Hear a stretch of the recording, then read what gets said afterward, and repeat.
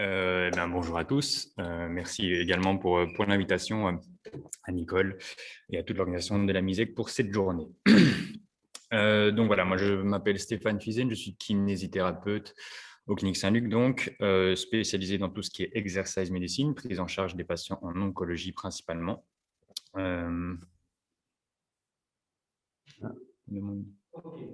C'est bon? Ok. Voilà. Et donc, je vais vous parler aujourd'hui de la prise en charge des patients oncologiques, principalement la prise en charge en exercice médecine aussi. Comment est-ce qu'on peut les aider en cabinet ou à domicile plus qu'à la clinique?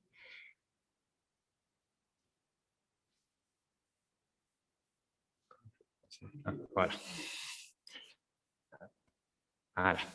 Alors, quelques points de vigilance à avoir quand on fait une prise en charge comme ça à domicile chez les patients. Donc, comme ma collègue Maëlle de Tri vous l'a déjà expliqué un petit peu, on a toujours et en permanence une remise en question avec ce type de patients-là, parce que notre prise en charge doit avoir une adaptation quotidienne en fonction de comment se sent le patient, comment il se sent à cause des effets secondaires des traitements, notamment au niveau psychologique, etc., comme Madame Lambert vient d'expliquer.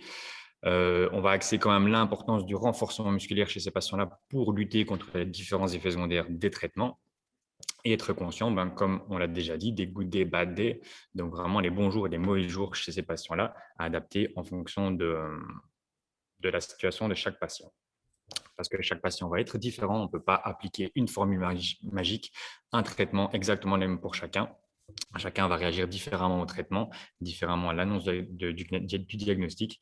Donc, c'est important d'être vraiment le plus spécifique possible. On va avoir une grosse part sur l'éducation thérapeutique chez le patient.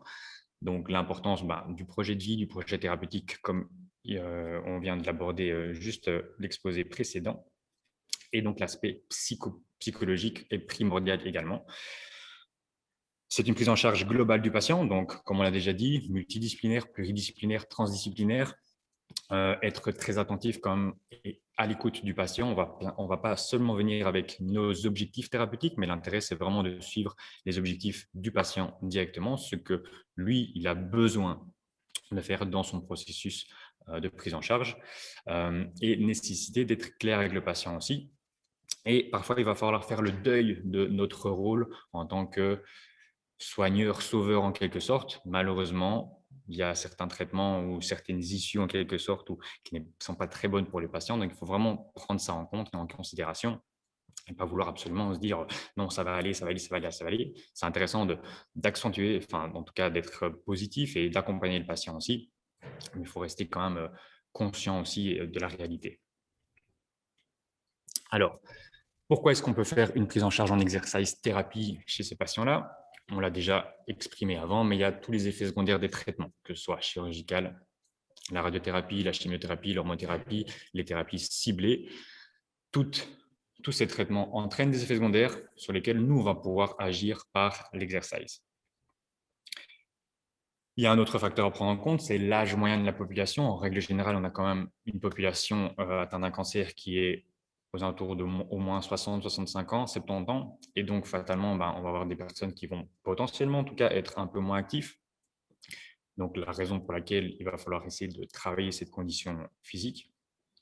Et la sédentarité qui va être liée soit de nouveau à leur âge ou alors à la pathologie. Comme on l'a déjà exprimé auparavant, la fatigue, la non-envie, on va dire, de faire de l'exercice, de bouger, parce que l'accumulation psychologique est quand même importante chez ce type de patients-là. Alors, quelques valeurs spécifiques pour vraiment illustrer les raisons pour lesquelles on va vraiment devoir agir plus spécifiquement au niveau de l'exercice chez ces patients-là. Au niveau cardio-respiratoire, en règle générale, chez un sujet sain, on a une valeur de VO2 max à peu près aux alentours de 40 000 par minute par kilo. Chez les patients en onco, on peut descendre entre 16 et 25. Donc, il peut y avoir vraiment une diminution de moitié de ces paramètres-là, d'où l'importance de vraiment axer une prise en charge, en tout cas au niveau cardio-respiratoire, pour lutter contre ça et essayer de faire en sorte que le patient ne soit pas à bout de souffle uniquement par ses AVJ, mais qu'il puisse quand même se débrouiller au maximum dans sa vie quotidienne. Au niveau de la masse musculaire, on remarque qu'il y a deux facteurs importants, la perte d'appétit et l'absence d'activité physique, qui vont entraîner cette diminution de la masse musculaire. Donc, on va observer une sarcopénie d'environ 50% des cas, ici, qui va être aussi bien qualitative que quantitative. Donc, au niveau de la quantité de fibres musculaires, on va voir vraiment une diminution, et au niveau de la qualité contractile également. Mis à part ça, les traitements vont entraîner une dégradation protéique plus importante que la synthèse. Donc, c'est pour ça qu'on va essayer vraiment de stimuler au maximum cette masse musculaire. Et on va observer une augmentation du processus inflammatoire au niveau tumoral du fait de l'activation des cytokines et aussi une augmentation de la fatigue et de la diminution de l'indépendance fonctionnelle. Donc, tous ces facteurs-là vont avoir vraiment un impact au niveau de la masse musculaire. Ici, c'est un schéma intéressant qui montre l'évolution de notre force musculaire au fil des âges. Donc, on a vraiment la ligne continue qui se trouve ici, qui montre l'évolution normale. Donc, de 0 à 25 ans, notre force ne fait qu'augmenter. À partir de 25 ans, on arrive à un petit plateau et puis qui commence à diminuer au fur et à mesure. Donc, ça, c'est l'évolution normale. On a un trait, la discontinue, qui se trouve juste ici en dessous, qui représente les patients sous hormonothérapie qui vont avoir une dégradation plus rapide que le trait continu qui se trouve ici, donc pour une population qui n'a pas de traitement. Et par contre, le trait en pointillé qui se trouve juste au-dessus représente les personnes qui vont faire des exercices de renforcement pour contrecarrer ça. Donc, on va voir que cette courbe, finalement, va être atténuée au fur et à mesure pour améliorer cette capacité. On a parlé également de l'obésité sarcopénique, donc je ne vais pas trop m'attarder là-dessus, mais on remarque du fait de cette obésité sarcopénique, une augmentation de la masse grasse, du taux de glucose, du taux de cholestérol également, et qui peut avoir un impact et développer des syndromes métaboliques chez les patients, des troubles au niveau respiratoire de type asthme aussi, ou bien des troubles cardiovasculaires. Au niveau de la masse osseuse, cette fois-ci, on remarque que la principale dégradation aussi, mis à part le fait que l'ostéoporose va être potentiellement accélérée par les prises hormonales, c'est que le désentraînement, l'inactivité et l'immobilisation prolongée des patients va entraîner aussi une dégradation à ce niveau-là. Comme on l'a déjà expliqué, la balance entre ostéoblastes et ostéoclastes va être inversée, malheureusement en faveur des ostéoclastes, donc de la dégradation osseuse aussi. Et donc, on va observer une fragilité au niveau osseuse qui potentiellement peut augmenter le risque de fracture. D'où l'importance d'améliorer la force musculaire. Tout à l'heure, il y a une question aussi par rapport aux exercices en charge qu'on peut faire avec les patients. OK, on va devoir faire des exercices en charge chez ces patients-là, mais d'abord, il va falloir faire un renforcement musculaire pour pouvoir préparer la musculature et les articulations à accueillir ces chocs aussi, avant de pouvoir quand même intensifier un petit peu ces exercices-là. Je vous montrerai des exercices concrets que l'on peut faire avec les patients juste après. Donc voilà, la question ici, pourquoi faire des exercices?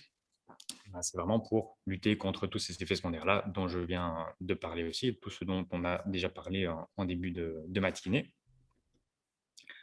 On sait qu'au niveau de l'activité physique, je ne vais pas m'attarder là-dessus puisqu'il y aura un exposé cet après-midi, mais l'activité physique améliore les capacités cardio-respiratoires et musculaires chez le patient.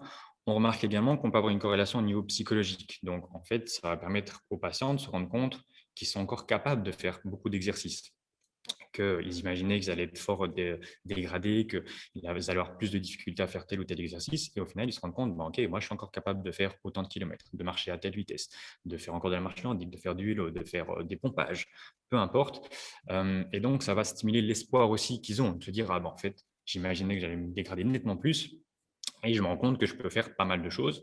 Et donc, ça peut aider aussi à diminuer ce sentiment d'anxiété chez les patients. Ça permet donc aussi aux patients de se rapprocher par rapport à ses objectifs personnels. Ils ne pensaient plus pouvoir jouer avec ses petits-enfants, par exemple, ou faire tel ou tel type d'activité. Au final, ils se disent, au final, je peux quand même le faire. Et j'arrive à me rapprocher le plus possible, en tout cas, d'une activité avec mes proches ou avec mon entourage. Ça peut également améliorer le taux d'achèvement des chimiothérapies. Donc, pouvoir aller jusqu'au bout des traitements, pouvoir garder les mêmes doses de chimiothérapie sans devoir trop diminuer les doses parce que la qualité de vie du patient est impactée et que sa condition physique est trop impactée, il devient trop faible pour pouvoir supporter les effets secondaires de ces traitements-là. Ça peut aider à diminuer la durée d'hospitalisation aussi. Et ça aide les patients à se réapproprier leur corps. Il n'y a rien à faire, un diagnostic de cancer, ça reste ça fait l'effet d'une bombe, comme ma collègue l'a déjà dit tout à l'heure. Et donc, ça permet aux patients de se dire, OK, ben, maintenant, je peux être maître de moi. Oui, il y a un diagnostic qui a été posé, oui, il y a des traitements qui me fatiguent, qui entraînent tel ou tel effet secondaire, mais je suis encore capable de faire ça et je suis responsable de ça et je me prends en main. Et donc, ça permet vraiment de se dire, OK, ben, moi, maintenant, je suis capable de faire ça, je me réapproprie mon corps et je ne me laisse pas abattre non plus. Si on spécifie plus sur le renforcement musculaire maintenant, les effets sont largement prouvés, donc je vais passer très, très succinctement là-dessus. Ça diminue les risques de troubles cardiovasculaires par la diminution de masse grasse et la diminution de tension artérielle. On améliore l'état vasculaire également chez les patients ainsi que le profil lipidique. On peut observer une diminution de l'obésité, en tout cas une diminution de la prise de masse grasse pour une amélioration de la masse musculaire et même une évolution du métabolisme de base. Une diminution du risque de diabète également, une diminution des graisses avec une amélioration de l'apport en glucose, une diminution du risque d'ostéoporose également, donc par justement cette amélioration de la densité minérale osseuse, diminution des risques de dépression, diminution des risques de récidive également. Donc ça, c'est intéressant, c'est que le fait de faire des exercices, on se rend compte, il y a pas mal d'études qui ont été faites là-dessus, c'est que parfois on peut diminuer de 50% le risque de récidive à terme. Donc c'est important de vraiment stimuler les patients et de leur dire, OK, maintenant que vous avez fait ça, on les sensibilise à ce qu'ils continuent finalement par eux-mêmes. On leur a fait un programme. Après, il va falloir entretenir ça au fur et à mesure. Et de toute manière, en règle générale, les patients sentent les bénéfices et donc ils poursuivent. Moi, je dis souvent, c'est très difficile parfois de faire commencer un patient, mais c'est encore plus difficile de le faire arrêter un programme tellement il ressent les bénéfices. Et c'est plutôt positif. Alors, quand est-ce qu'on va pouvoir faire de l'exercice? On va avoir différentes phases, différentes périodes, concrètement tout le temps. Maintenant, on va avoir 4 périodes différentes en pré-traitement. Autant il y a encore une dizaine d'années, pendant les traitements, ce qu'on disait aux patients, c'était vous êtes fatigué, surtout reposez-vous, bougez pas trop, etc. Maintenant, ça a fortement changé. Et dès que le patient commence ses traitements, on va essayer de vraiment commencer des séances d'exercice aussi pour lutter contre cette dégradation. Et donc, dès l'annonce du diagnostic, si c'est possible, on va commencer des séances avec le patient et puis après, dès qu'il commence les traitements, on poursuit. Ou alors en phase de préhabilitation, par exemple, donc un patient qui va avoir une opération chirurgicale pour un cancer ORL, un cancer colorectal ou autre, on va pouvoir le voir dans un gap de 4 à 6 semaines avant pour justement essayer d'améliorer sa condition physique pour pouvoir mieux le préparer à la chirurgie et pouvoir limiter aussi son temps d'hospitalisation, les effets secondaires et délétères dus à la chirurgie. Pendant les traitements, on va principalement se focaliser sur la diminution des effets secondaires. En rémission, ça va être primordial également pour que le patient puisse récupérer au niveau de sa condition physique et même diminuer les risques de récidive. Et puis, en fin de vie, en soins palliatifs, on va vraiment être plus dans un accompagnement de confort pour que le patient garde ses fonctions physiques ou garde une certaine indépendance fonctionnelle aussi et améliore sa qualité de vie. Donc maintenant, fatalement, l'intensité d'effort et les différents exercices vont être vraiment adaptés en fonction de chaque phase, mais il faut vraiment se dire qu'on peut le faire à chaque période, de nouveau en ayant un dialogue avec le patient pour pouvoir vraiment l'accompagner au mieux dans ses objectifs personnels. Alors, on va passer aux modalités de l'exercice. Notre objectif, c'est vraiment de sortir le patient de sa zone de confort et de le challenger. Bon, peut-être pas à ce point-là, mais en tout cas, de le faire sortir de cette zone et lui faire prendre conscience qu'il est capable de faire beaucoup de choses. Ce qu'on dit aux patients, c'est vraiment éviter l'inactivité. Ça, c'est primordial. Et leur faire prendre conscience que faire un petit peu, c'est toujours mieux que rien du tout. Et au plus il peut faire, au mieux ce sera. Mais c'est se dire, OK, aujourd'hui, on est un peu fatigué, mais on va essayer d'aller marcher, d'aller faire un petit peu, aller prendre l'air, faire un petit peu de vélo, même si c'est avec une assistance électrique, ou alors il a un vélo d'appartement, ou alors c'est simplement monter, descendre les escaliers plusieurs fois dans la journée. Mais c'est vraiment le stimuler et lui expliquer, lui faire prendre conscience que c'est nécessaire de rester actif, toujours en veillant à l'évolution progressive de toute manière. Et on vise également, dans tout ce qui est prise en charge d'exercice, à rendre le patient acteur de sa prise en charge. Donc, il y a tout l'aspect médical, tout l'aspect thérapeutique avec les traitements, etc. Mais il faut faire prendre conscience au patient qu'il peut être aussi acteur et l'autonomiser pour que lui puisse se prendre en main et qu'il peut faire beaucoup de choses aussi en dehors. Et donc, ça peut passer par des livrets d'exercices, des programmes individualisés en fonction des périodes qu'il le vit dans ses traitements, avoir des carnets de suivi aussi, donner des trucs et astuces au quotidien. Et donc, exemple de petits livrets à donner aux patients qu'on donne notamment à la clinique. On a un carnet qui reprend, ici en bas à gauche, différentes fiches d'exercices. On a des schémas qui montrent les différents exercices que le patient peut faire et avec un descriptif finalement de comment réaliser chaque exercice. On a aussi des conseils, donc des recommandations. L'OMS recommande telle et telle chose aussi. Ce serait bien de pouvoir faire autant de minutes d'activité par jour, par semaine, à telle intensité. Ce serait bien aussi d'adapter par exemple son régime alimentaire en fonction des chimiothérapies où on va plutôt avoir une perte de poids ou alors les traitements par hormonothérapie où on va plutôt avoir une augmentation de la masse grasse. Donc ça, petite info, au niveau des traitements d'hormonothérapie, le patient peut prendre jusqu'à 10 kg de masse grasse uniquement à cause du traitement hormonal. Donc ça, c'est important d'essayer de vraiment lutter contre ça. Et on peut avoir aussi un petit tableau qui permet au patient de prendre conscience de son activité physique au cours des semaines, donc d'avoir un journalier et pouvoir lui suivre son activité physique au fur et à mesure des traitements et de sa prise en charge. Toujours dans les modalités d'exercice, il faut essayer de sortir du cliché où le patient cancéreux, c'est un patient qui doit se reposer et où on doit faire uniquement des exercices trop légers. Souvent, quand on veut faire des exercices, on y est de manière trop légère, pas assez intensive, alors que c'est nécessaire, c'est important. Maintenant, bien entendu, on va de nouveau respecter le patient quand il doit s'utiliser parce qu'il est vraiment dans une mauvaise condition et que les effets secondaires sont très, très importants, etc. On ne va pas exagérer.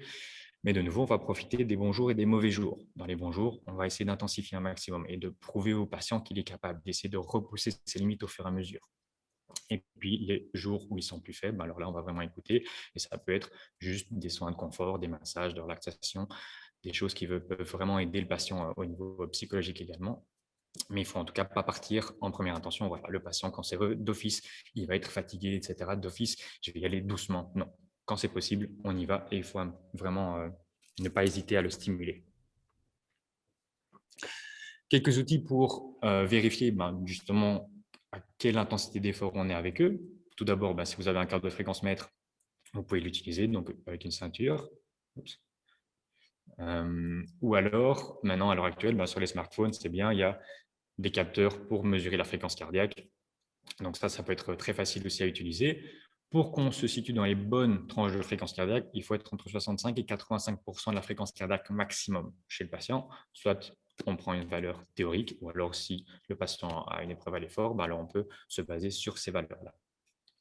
Ou alors, même si c'est quelque chose de très subjectif, on l'utilise quand même énormément, c'est utiliser l'échelle de Borg. Et donc là, pour que l'intensité d'effort soit suffisante, le patient doit se situer entre 12 et 16 sur cette échelle-là. S'il se trouve en dessous, c'est que l'activité potentiellement est un petit peu trop faible. S'il se trouve au-delà, on peut se dire qu'on va diminuer légèrement. Au niveau des modalités, concrètement aussi, pour tout ce qui est travail aérobique, on va commencer par du travail continu d'abord. Donc, pour un patient qui va être fort déconditionné. C'est-à-dire que l'objectif va être d'abord de pouvoir faire en sorte que le patient tienne un certain timing d'exercice, donc au moins 20 minutes d'effort continu, même si c'est à une intensité plus légère. Mais l'intérêt, c'est vraiment de se dire, OK, il faut qu'il soit capable de tenir ces 20 minutes-là.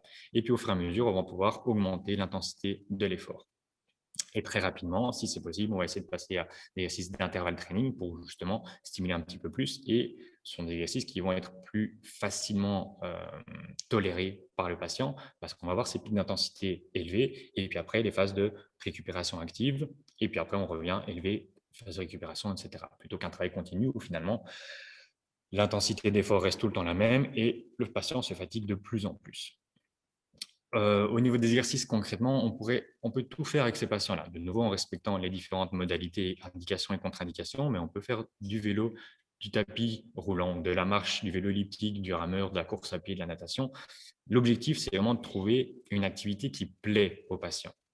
Parce que si on lui impose quelque chose qu'il n'aime pas, alors une fois qu'on arrête, il ne le fera pas par lui-même. L'intérêt, c'est vraiment de le stimuler et de le motiver à trouver quelque chose qui lui plaît. Chez un patient qui est trop déconditionné, alors on va privilégier des phases de peut-être 10 minutes d'exercice d'affilée, et puis après, avoir une phase de récupération, et puis passer à une autre modalité.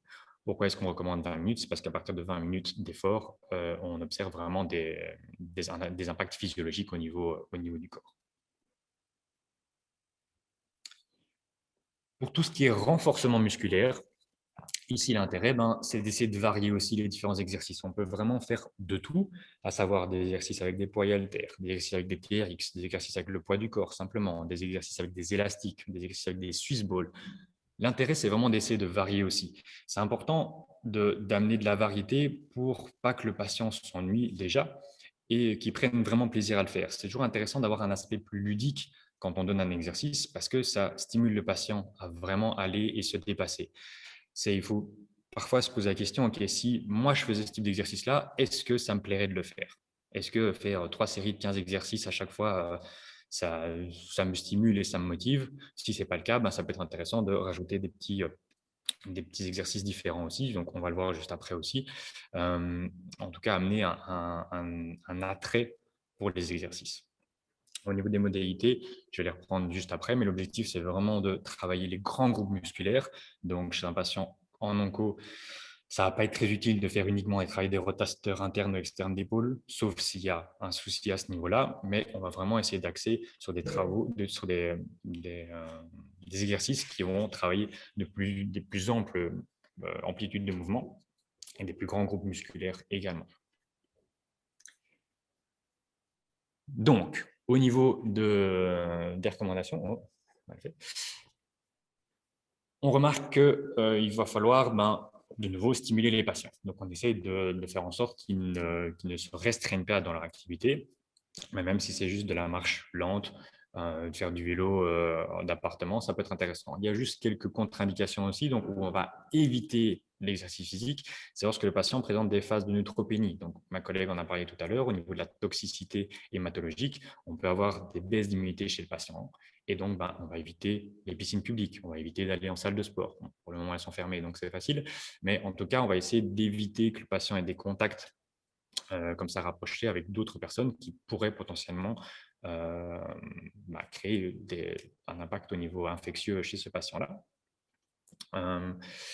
Si le patient présente des ataxies, des troubles au niveau des étourdissements, des périphéries, des neuropathies périphériques, on va de nouveau également adapter ça pour que le patient ne prenne pas de risque non plus, n'ait pas de risque de chute notamment.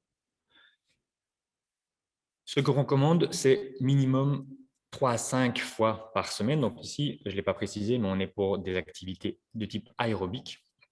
Donc l'idéal, ce serait de faire minimum 3 fois par semaine. Une séance par semaine, on a de l'entretien. À partir de 2 séances, on commence à avoir des bénéfices. 3, c'est optimal. Et si on peut augmenter, alors c'est encore mieux. Maintenant, ça ne veut pas dire faire 5 séances à fond toute la semaine. Non, c'est pouvoir dire, ok, je fais des exercices plus intensifs. Et puis, les jours où je me sens un peu moins bien ou entre chaque, je peux faire des exercices de manière plus light en quelque sorte. Mais ça va être important de nouveau d'être vraiment régulier et de le faire tous les jours. On recommande donc, comme j'ai dit, on est à 65, même 85, donc on est un peu plus haut que la fréquence cardiaque qui est indiquée ici. Et sur l'échelle de Borg, voilà, normalement, entre 12 et 16, on peut être un petit peu plus bas de nouveau en fonction de comment se sent le patient et comment est-ce qu'il est dans un bon jour ou dans un mauvais jour, justement. Comme je l'ai dit, minimum 20 minutes. Si on peut aller à jusqu'à 30 minutes, c'est optimal. Et voilà. Donc ça, c'est déjà dit. Au niveau des exercices de résistance, maintenant, l'intérêt va être de balayer les différentes modalités d'exercice, aussi bien les exercices concentriques, excentriques que isométriques, et vraiment travailler le haut du corps, le bas du corps, le travail du tronc également. On est à 1 à 3 séances de renforcement par semaine, avec à chaque fois quand même un jour de repos entre, pour vraiment laisser le temps au corps de récupérer. On peut monter jusqu'à de 50 à 80% du 1RM chez le patient. et sous 6, 12, parfois 15 répétitions par exercice aussi chez le patient. En règle générale, on fait 6 à 10 exercices pour vraiment être le plus global possible et pour pouvoir agir partout. Comme l'a dit ma collègue, il y a des traitements qui vont être systémiques ou alors des traitements qui vont être plutôt loco-régionaux. Pour tout ce qui est traitements chimio-hormonaux qui vont être vraiment systémiques, ça va être important de balayer vraiment l'ensemble des modalités au niveau du corps pour vraiment stimuler le tout, pour pas qu'il y ait une partie du corps qui soit plus déconditionnée que l'autre. Au niveau du nombre de séries, on peut monter entre 1 et 4 séries par groupe musculaire. Alors ça, ce sont les grands classiques, d'accord, ce que je viens de dénoncer ici. Maintenant, il y a tout ce qui est programme de High Intensity Interval Training, les programmes HIIT, qui peuvent se faire également. Donc, maintenant, de nouveau, on ne va pas le faire comme on le ferait avec une personne saine, mais on peut adapter, en tout cas, en fonction de la population qu'on a. Donc, pour ceux qui ne connaissent pas bien, les programmes de HIIT, ce sont des exercices de haute intensité avec un temps de récupération relativement court et les protocoles sont très divers et variés. On a des temps de récupération entre 15 secondes à 5 minutes parfois. Et soit c'est un repos strict ou alors un repos relatif ou avec une intensité plus faible et donc on continue à faire un autre exercice pendant cette phase de récupération. Il n'y a pas de réelle standardisation. Donc là, je vous ai mis certains exemples de protocoles qui existent pour vraiment montrer qu'il y a tout un tas de protocoles différents, tout un tas d'études qui ont été réalisées là-dessus. Ici, en 2016, Hang préconisait 10 minutes d'échauffement, suivi de 4 fois 4 minutes à 90% de la fréquence cardiaque max. Et entre chaque, il y avait 3 minutes de récupération à 70% de fréquence cardiaque max. En dessous, c'était 3 minutes d'échauffement à 20 watts. Et puis après, on augmentait, on faisait 5 fois 1 minute à 90% de fréquence cardiaque max, avec une RPM comprise entre 60 et 100 et 3 minutes de récupération à 20 watts à chaque fois. Donc là, c'est vraiment très, très divers et varié. Tout ça pour dire qu'on peut adapter avec les patients. Donc à la clinique, on a fait une année avec des mémorants. On a essayé de faire une sorte de programme, on va dire, de manière plus intensive chez les patients pour vraiment essayer de les stimuler et voir comment est-ce qu'ils pouvaient supporter ce type d'effort-là. Et on se rend compte qu'ils sont capables de le faire. En tout cas, pour certains, maintenant, on n'a pas pris tout le monde, ceux qui sont fort déconditionnés ou trop fatigués, on va éviter, mais ceux qui sont plus en forme, les patients sous traitement hormonal, en règle générale, après un certain temps, ils sont quand même relativement bien, donc on peut vraiment stimuler l'effort, ou alors les patients plus jeunes également. Autre avantage des programmes HIIT, c'est que il y a tout un tas d'effets positifs sur le corps. Je vais juste en citer quelques-uns qui sont, on diminue l'investissement en temps, donc le fait d'avoir une intensité plus élevée sur un temps plus court, ça permet de finalement diminuer le temps de séance aussi. Pour le patient. On augmente la dépense énergétique, on améliore le brûlage de calories également, on améliore l'oxydation des graisses post-exercice. Donc ça, on remarque que finalement, après l'exercice, quand on a fait un exercice très, très intensif, on peut encore avoir un impact au niveau métabolique après la fin de l'effort. On peut améliorer également la VO2 max, donc ça c'est intéressant de travailler et le renforcement musculaire et l'aspect cardio-respiratoire en même temps. Et on peut améliorer la cardioprotection également dans les traitements cardiotoxiques, comme ça a été abordé précédemment. Maintenant, concrètement avec les patients, il existe différents types de protocoles HIIT, ceux qui sont axés sur la puissance aérobie maximale, où là on va vraiment aller dans des puissances, dans des intensités très très élevées, ceux-là on ne va pas les faire avec nos patients. Par contre, tout ce qui peut être orienté en fonction du temps, ou alors orienté en fonction du nombre de répétitions, ou alors même utiliser un système en pyramide.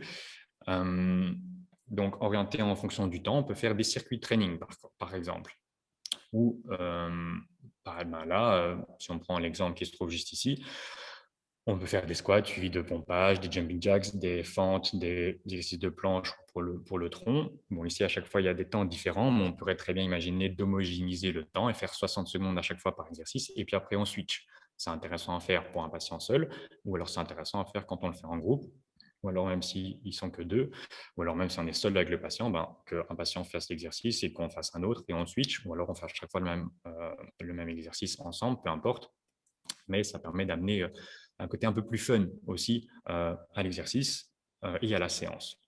Ça permet d'avoir un entraînement complet parce qu'on vraiment travaille l'ensemble du corps et ça nécessite peu de matériel. Ce qui est intéressant, c'est de faire prendre conscience aux patients qu'il ne faut pas avoir une salle de sport à proximité ou à disposition pour faire des exercices. Avec juste un escalier, avec juste une chaise, avec juste un élastique, on peut faire énormément de choses et ça fait office de salle de sport.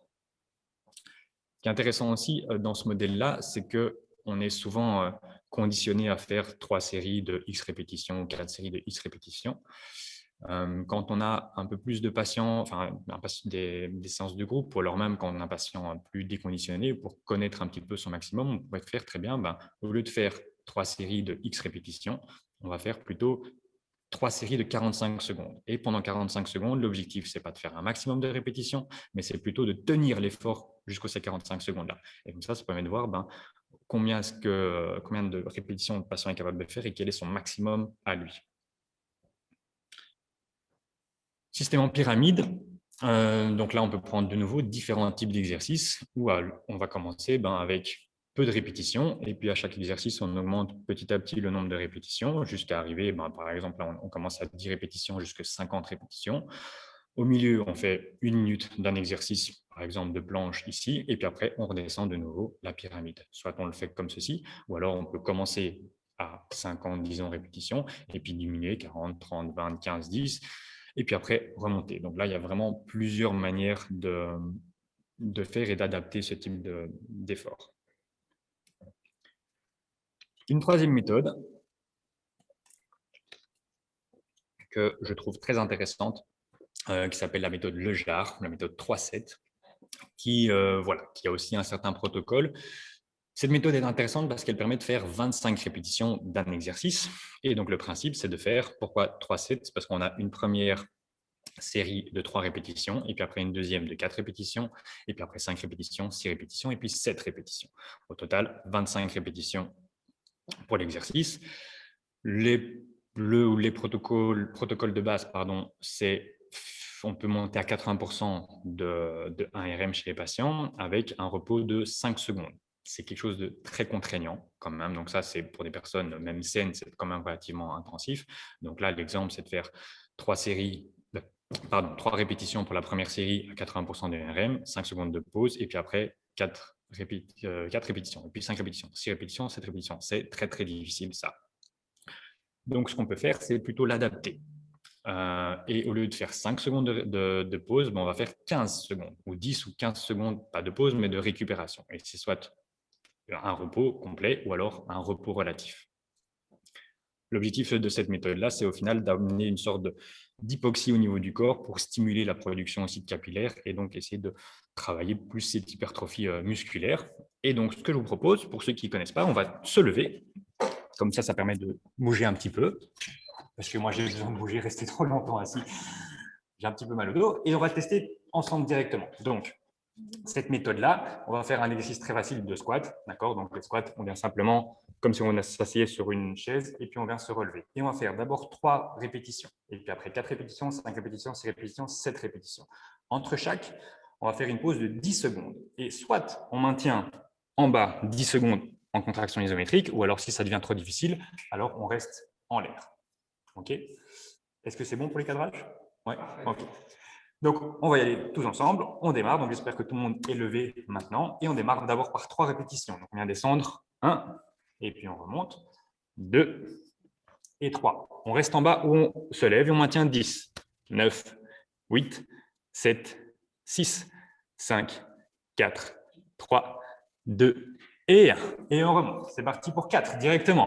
Et 1, 2, 3 et 4. Et on maintient de nouveau. 10, 9, 8, 7, 6, 5, 4, 3, 2 et 1. On remonte. C'est parti. 5 directement. Et 1, 2, 3, 4.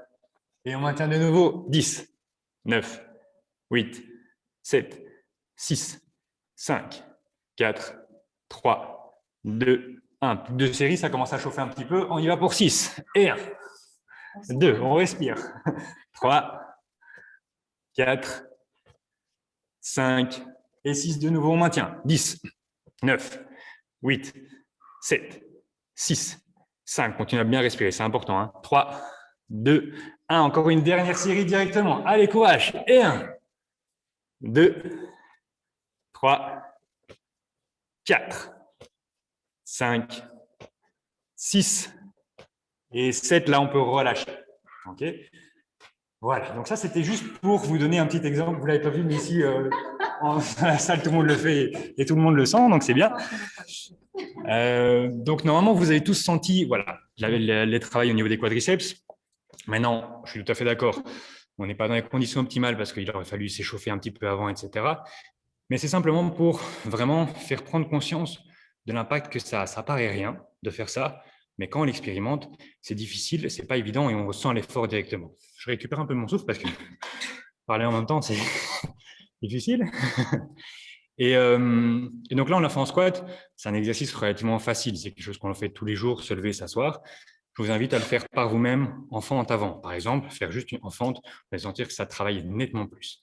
Et plusieurs manières de faire, soit on maintient la contraction en bas, en isométrique, ou alors on prend le temps de récupérer entre chaque. L'important, comme je dis à chaque fois aux patients, c'est de faire les 3 répétitions, les 4, les 5, les 6 et les 7. Peu importe si on maintient en bas ou pas, le principe, c'est vraiment d'avoir un petit laps de récupération entre chaque série. Ok, je prends un petit peu d'eau aussi. Alors, pour en venir au bon jour et au mauvais jour, comment l'adapter chez nos patients? On va voir là, surligné en noir, les bons jours. On pourrait faire de la marche rapide, des escaliers par exemple. Si le patient est un peu plus fatigué ou est dans un mauvais jour, ils ne sont pas très en forme, on pourrait proposer un vélo semi-couché par exemple. Ou un vélo stationnaire, en tout cas, il y a un exercice qui est moins intensif.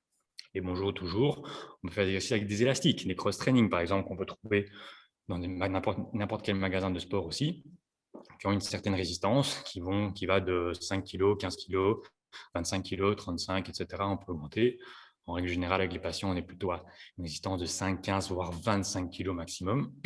Ou alors, les mauvais jours, on va dire, on peut faire des exercices avec une intensité moins élevée, donc plutôt avec des TheraBand, par exemple, qui vont avoir une élasticité un peu plus faible. Ou alors, des bons jours, faire des exercices en station, des exercices en charge directement. Les jours un peu moins bons, on peut faire des exercices assis ou alité. De nouveau, les bons jours, travailler contre résistance, ou alors une mobilisation sans résistance, des renforcements avec charge. Donc, il ne faut pas hésiter à mettre un peu de charge quand même, à stimuler ce travail musculaire justement chez les patients. Les jours où ça va moins bien, on fait juste avec le poids du corps ou avec très peu de charge. Et ou alors, voilà, les bons jours aussi, on peut, ou les mauvais jours, plutôt faire, ça je me suis trompé dans le surlignage, mais prévoir un massage détente aussi, c'est important d'être empathique vis-à-vis du patient et d'écouter. Si un jour il dit qu'il est vraiment fatigué, qu'il n'en peut plus, que les autres séances, il les a fait sans problème, alors c'est que ça ne va vraiment pas. Et il faut vraiment écouter le patient et aller dans son sens également, si pas pour une fois, que ça va changer vraiment grand-chose aussi, si on l'accompagne de nouveau correctement.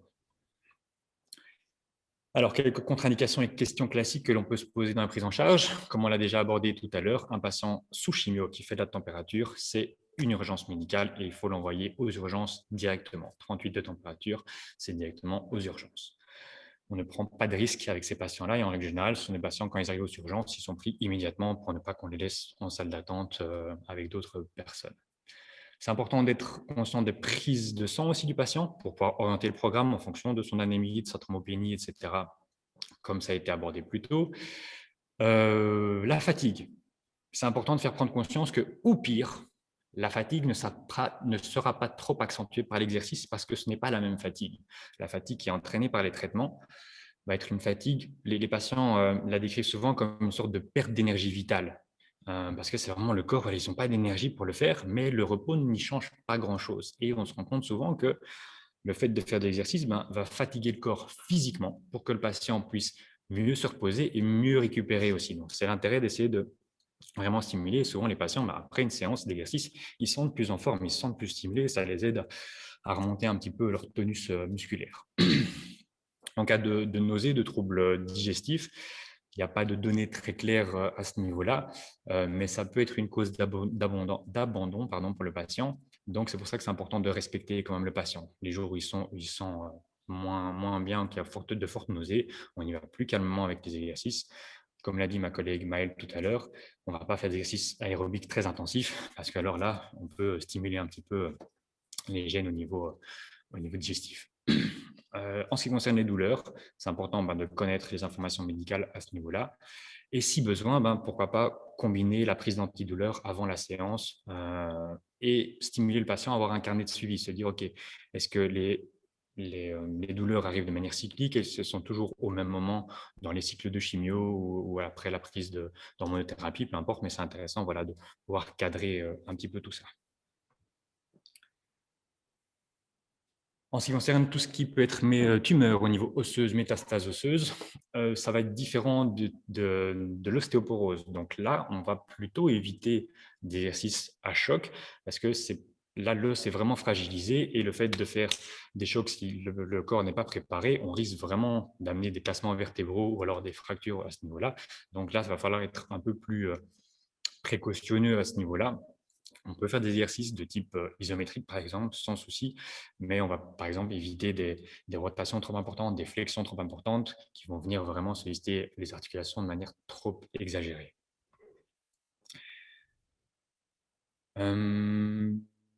Lorsque la chimio est en cours ou bien elle vient de se terminer, il y a pas vraiment beaucoup de soucis. Souvent, c'est plutôt le patient qui est en stress et qui se pose des questions par rapport à ça. Mais sinon, on peut faire des exercices. Maintenant, ça va dépendre de comment le patient est relié à sa chimio. S'il a un PICC line au niveau de son bras, là, on va éviter quand même de faire des exercices au niveau de ce bras-là. Maintenant, s'il a sa chimio au niveau de son porte-à-4, on peut faire vraiment pas mal de choses, pas mal d'exercices également. Certains patients vont avoir leur bonbonne aussi pendant 2-3 jours. On peut faire des exercices sans souci. À partir du moment où on ne vient pas stimuler et qu'on ne vient pas faire de sport de contact ou d'exercice trop intensif à ce niveau-là, il n'y a pas de raison. Donc, on ne va pas l'envoyer faire un rugby, mais on peut faire d'autres exercices plus doux. En ce qui concerne la radiothérapie, il n'y a pas de grosses contre-indications à ce niveau-là. Justement, on remarque que faire de l'exercice en période de radiothérapie peut potentiellement aider à faire diminuer l'aspect inflammatoire qu'on va observer dans le corps. Donc, ça peut aider à ce niveau-là. Mais c'est juste que souvent, les traitements radiothérapie entraînent une fatigue très importante chez le patient aussi. Donc, ça peut être un signe d'abandon pour les exercices. Merci. Les questions d'apparition de nouveaux symptômes ou d'anciens symptômes, c'est souvent vécu comme une dégradation ou alors une évolution négative de la pathologie, comme l'a déjà dit ma collègue. Donc ça, c'est important de surveiller, de contrôler ces symptômes, de voir un petit peu s'il y a des signes d'aggravation, mais sans poser directement de diagnostic. Donc c'est important d'en prendre compte, de vraiment prendre conscience de tout ça, d'en discuter après avec l'oncologue pour voir un petit peu ce qu'il en est. Il faut aider le patient à identifier les liens aussi et pourquoi pas tenir un journalier, compte rendu des effets secondaires de prise de médicaments en lien avec l'exercice pour voir un petit peu, ok, ça c'est tout à fait rassurant. Je prends l'exemple, j'ai eu un jeune d'une vingtaine d'années qui a une leucémie. C'était un joueur de volley à un certain haut niveau quand même, qui, voilà, quand sa leucémie s'est diagnostiquée, il avait des hématomes un peu partout sur le corps. Et puis, voilà, une fois qu'il a été en rémission, on a continué à refaire nos séances. Il a été pris en équipe nationale, etc. Enfin bref, il a eu un beau parcours. Mais un jour, il est venu, il m'a dit j'ai un hématome là, tu crois que c'est grave, etc.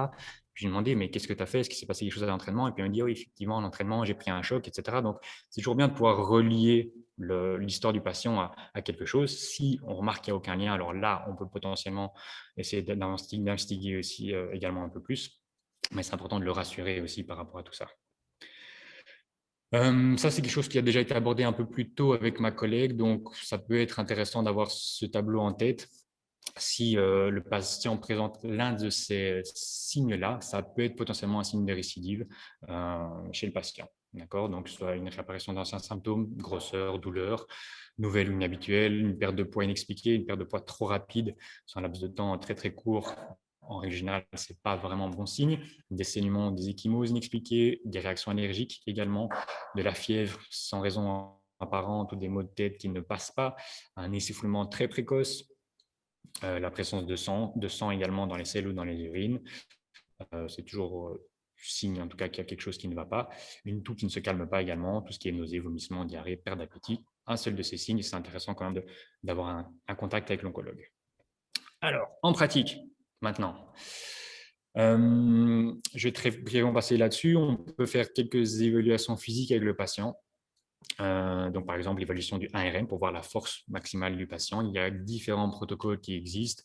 Là, on peut par exemple faire 2 séries d'abord d'échauffement avec charge faible, d'abord 6 à 8 répétitions, puis après 3 répétitions avec 1 à 2 minutes de repos entre chaque, et puis alors passer au test. Et le patient a à chaque fois un seul essai, donc 5 essais au total pour pouvoir arriver à son 1RM.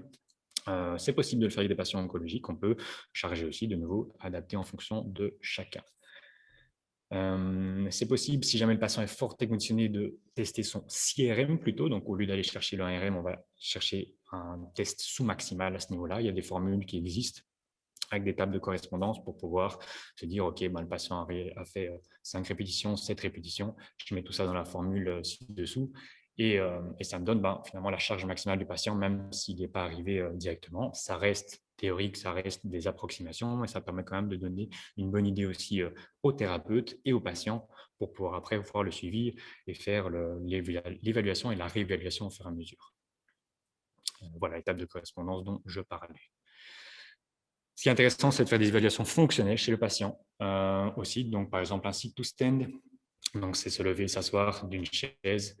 2 modalités, soit on fait un certain nombre de répétitions sur un minimum de temps, ou alors le patient a un certain temps et doit faire un maximum de répétitions. Un time up and go, où là, le patient est assis sur une chaise, séparé de 3 mètres d'un mur, il vient se lever le plus rapidement possible, il va toucher le mur, faire demi-tour et revenir s'asseoir. Un test de marche de 6 minutes, ça peut être intéressant, mais il faut quand même un couloir de minimum 20 mètres, donc ça, c'est plus compliqué à domicile au cabinet, sauf si vous avez un grand cabinet, ou à l'extérieur. Et alors, le step test, par exemple, ça peut être aussi intéressant. Donc, c'est monter et descendre d'une marche, de nouveau. Même chose que pour les sit-to-stand. Soit on prend un nombre de répétitions en un minimum de temps, soit on prend un timing et on fait un maximum de répétitions. Voilà, ça c'est le sit-to-stand que j'expliquais. Ce qui est intéressant dans ces tests-là, c'est qu'il y a certaines normes aussi. Donc, ça permet vraiment de pouvoir situer le patient et lui se dire, OK, on se situe dans les normes, on a une bonne endurance niveau musculaire, par exemple pour le sit-to-stand, où je suis un peu en dessous, où je suis relativement bon, et on voit un petit peu l'évolution au fur et à mesure. J'accélère un petit peu, comme ça je vous montre les vidéos directement aussi. Au niveau cardio-respiratoire, comme j'ai dit tout à l'heure, on est entre 65 et 85% de la fréquence cardiaque maximum. On peut faire plein d'exercices avec le patient, que ce soit de la marche nordique, du jogging, du vélo, des exercices de faible intensité également, comme par exemple ceci. Donc, tout d'abord, comme échauffement, on pourrait, comme je vous l'ai dit, le patient a juste un escalier à la maison. On peut déjà faire quelques exercices facilement avec lui.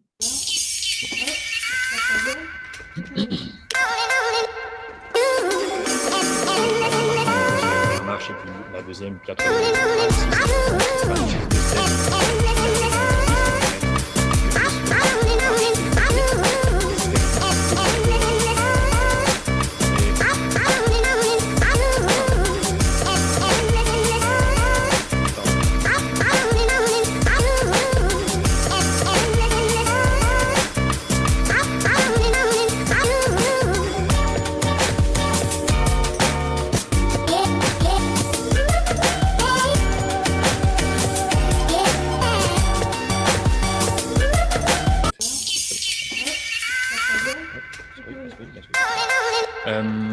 Donc, comme je disais, parce qu'apparemment au niveau du son c'était un peu compliqué, là c'est des exercices de relativement faible intensité en quelque sorte, donc parce que ça fait office d'échauffement. Et donc là on peut faire l'exercice pendant 1 minute, 2 minutes, ça paraît rien, mais monter et descendre comme ceci pendant 1 minute, 1 minute 30, 2 minutes, on sent quand même que ça travaille assez bien.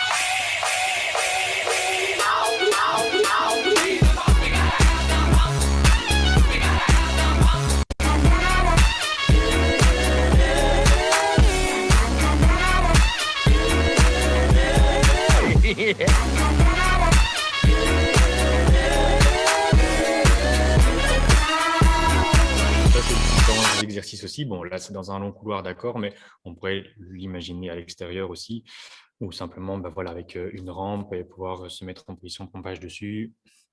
Simplement déjà des petits des exercices là, faciles à faire également.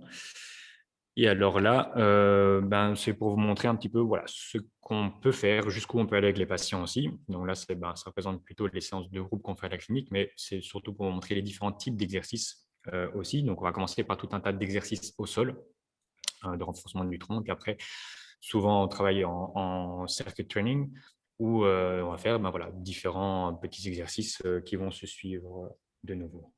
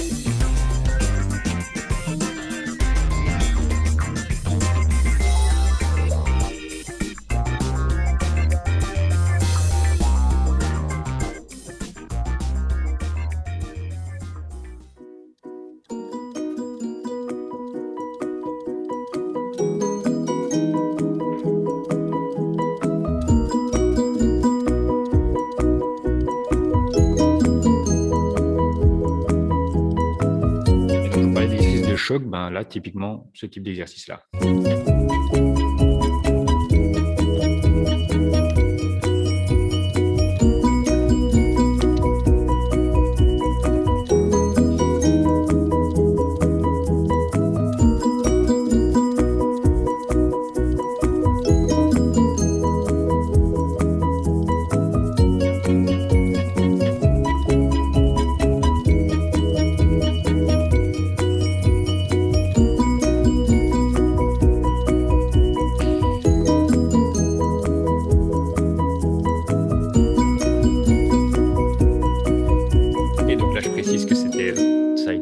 C'est de la date d'avant, période Covid, hein, puisqu'on avait une proximité, il n'y avait pas de masque, etc.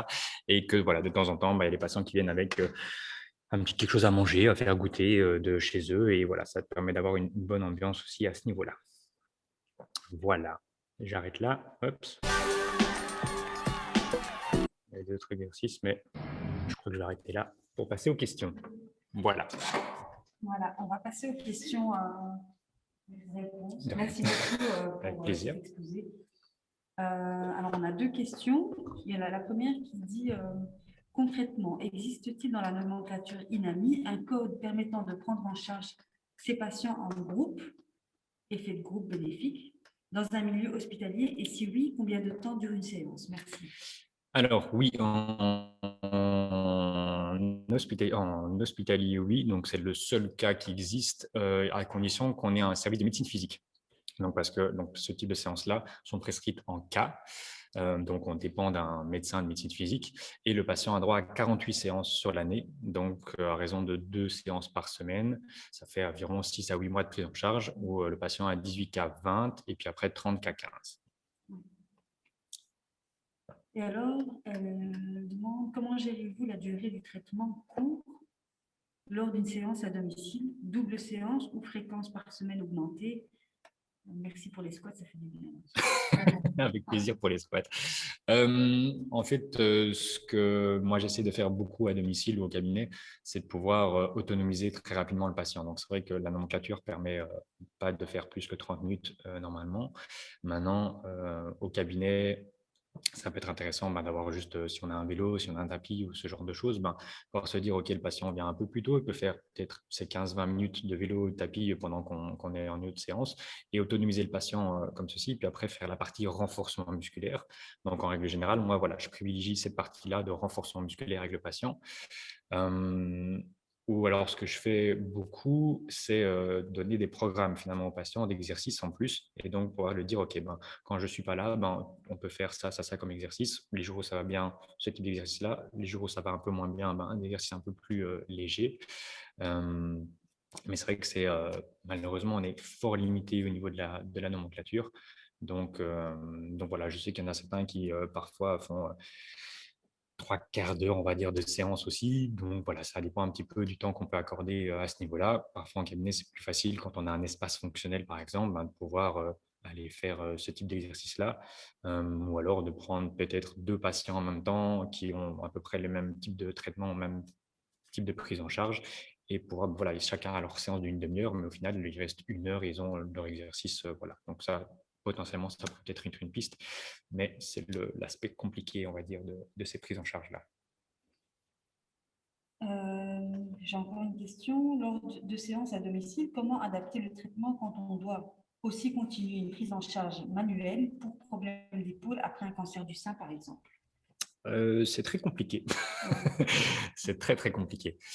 Il faut pouvoir de nouveau s'adapter au patient et voir qu'est-ce qui est le plus primordial pour lui au final. Donc, c'est vrai que on n'a malheureusement pas spécialement de pathologie lourde pour ces patients-là, donc on est souvent limité à ce niveau-là, sauf si par exemple il y a une prise en charge pour une épaule suite à une intervention, alors là on peut avoir 60 séances aussi en FA. Mais là il faut vraiment miser la priorité en quelque sorte et se dire ok, là la priorité c'est plutôt le bras qui a plus de difficultés, etc. Et essayer de sensibiliser au maximum le patient à faire un minimum par lui-même en plus, mais c'est vraiment adapté en fonction. Ouais. Des douleurs des patients. Voilà. Je pense que c'est tout. Merci beaucoup. Merci. Merci à vous. C'était très intéressant et merci pour l'exercice. Avec plaisir. Bonne journée à tous et bon courage pour la suite de la journée. Beaucoup.